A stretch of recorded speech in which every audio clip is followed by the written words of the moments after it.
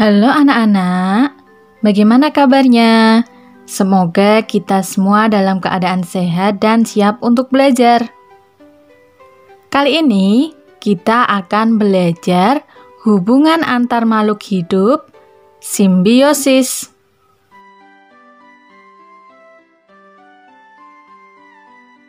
Apa yang anak-anak ketahui tentang simbiosis? Ada yang tahu?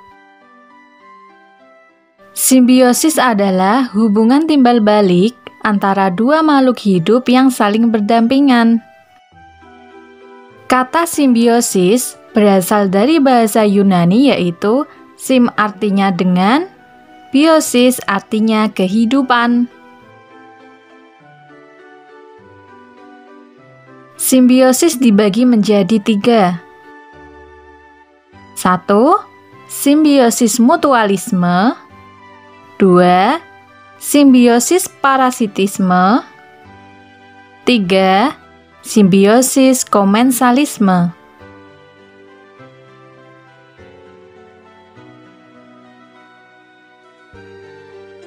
Yang pertama, simbiosis mutualisme. Simbiosis mutualisme adalah hubungan sesama makhluk hidup yang saling menguntungkan kedua pihak. Jadi, simbiosis mutualisme itu adalah hubungan sesama makhluk hidup yang saling menguntungkan, keduanya untung. Contoh simbiosis mutualisme. Hubungan antara burung jalak dan kerbau. Kerbau memperoleh keuntungan dengan habisnya kutu-kutunya yang menempel di tubuhnya, sedangkan burung jalak merasa untung karena mendapat makanan berupa kutu.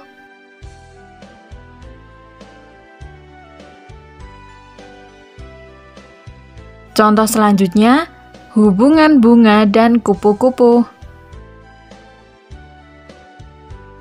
Kupu-kupu mendapatkan nektar dari bunga, dan bunga terbantu proses penyerbukannya.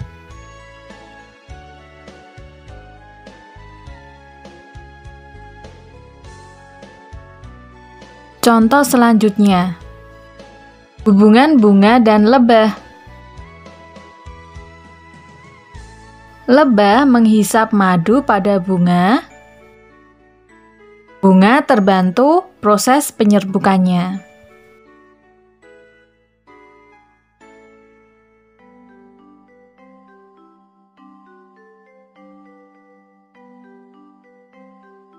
Contoh selanjutnya adalah hubungan ikan badut dan anemon.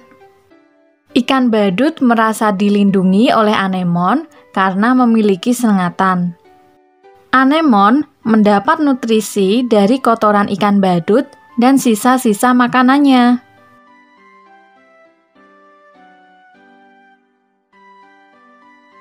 Simbiosis yang kedua adalah simbiosis parasitisme.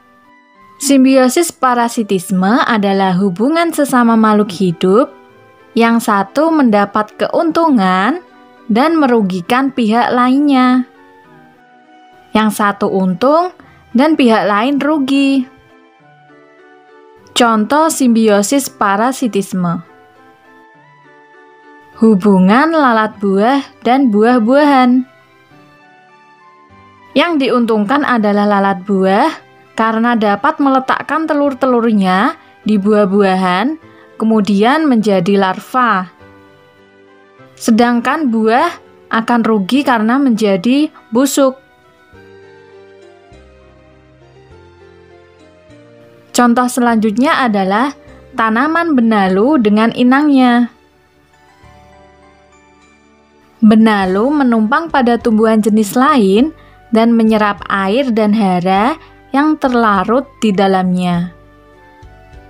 Tumbuhan inang mengalami kerugian karena air dan hara yang akan digunakan untuk hidupnya diserap oleh benalu.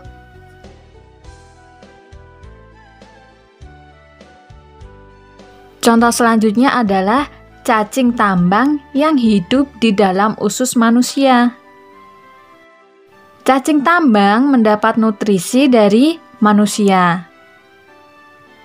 Kemudian nutrisi pada manusia diambil cacing tambang sehingga dapat menyebabkan infeksi. Yang di sini cacing yang untung, sedangkan manusia rugi. Contoh selanjutnya adalah tikus dan padi. Yang diuntungkan adalah tikus. Tikus menjadi kenyang karena tikus memakan padi. Sedangkan yang dirugikan adalah petani karena padi menjadi rusak.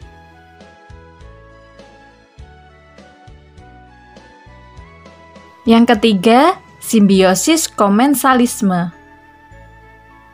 Simbiosis komensalisme adalah hubungan sesama makhluk hidup yang satu mendapat keuntungan dan pihak lain tidak diuntungkan atau tidak dirugikan.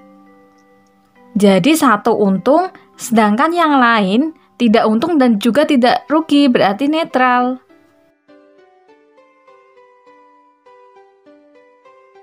Contoh simbiosis komensalisme. Hubungan anggrek dan inangnya. Yang diuntungkan adalah anggrek. Anggrek dapat menempel pada inangnya. Sedangkan pohon inang tidak merasa dirugikan ataupun diuntungkan karena anggrek tidak mengambil nutrisi dari pohon inang.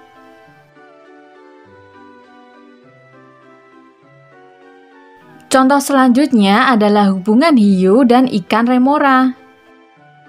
Yang diuntungkan adalah ikan remora. Ikan remora mendapatkan makanan dari sisa makanan ikan hiu. Sedangkan ikan hiu tidak merasa diuntungkan ataupun dirugikan. Terima kasih sudah menyimak video ini. Semoga bermanfaat.